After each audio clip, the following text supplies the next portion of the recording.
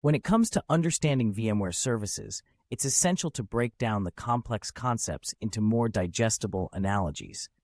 Let's start by imagining a physical server as a high-end apartment building. This building is equipped with resources like electricity, CPU, plumbing, storage, and internet bandwidth, memory. Now VMware steps in as a virtual architect, creating multiple isolated apartments, virtual machines, within this building. Each virtual machine is like a separate apartment, complete with its own furniture, operating system, and appliances, applications. The virtual architect allocates resources such as CPU, memory, and storage to each apartment based on its specific needs. This flexibility allows for the addition or removal of apartments' VMs on the fly, optimizing resource utilization and efficiency. When it comes to calculating CPU and memory for virtual machines, there's no one-size-fits-all answer. It all depends on the workload of the VM in question. For CPU allocation, it's crucial to analyze the VM's typical CPU usage using tools like vCenter Server.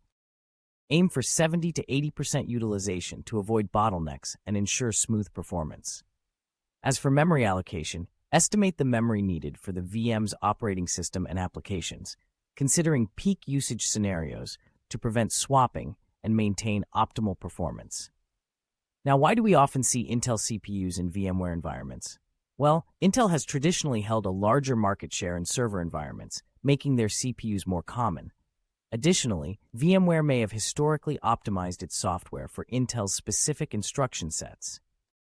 Some administrators may also have a personal preference for Intel technology. However, AMD CPUs are gaining popularity due to their competitiveness in cores and performance, offering a viable alternative for VMware environments.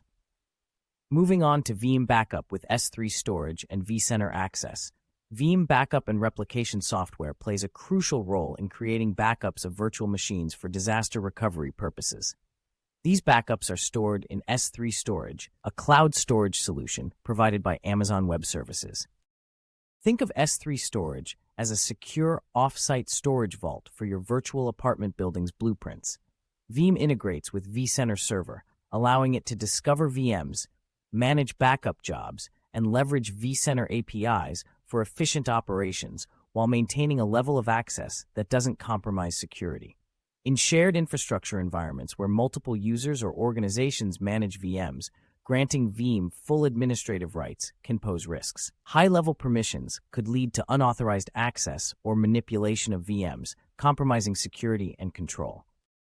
Instead, it's crucial to follow the principle of least privilege, granting VM only the minimum permissions necessary for backup operations, such as VM access and specific API access for backup functionality.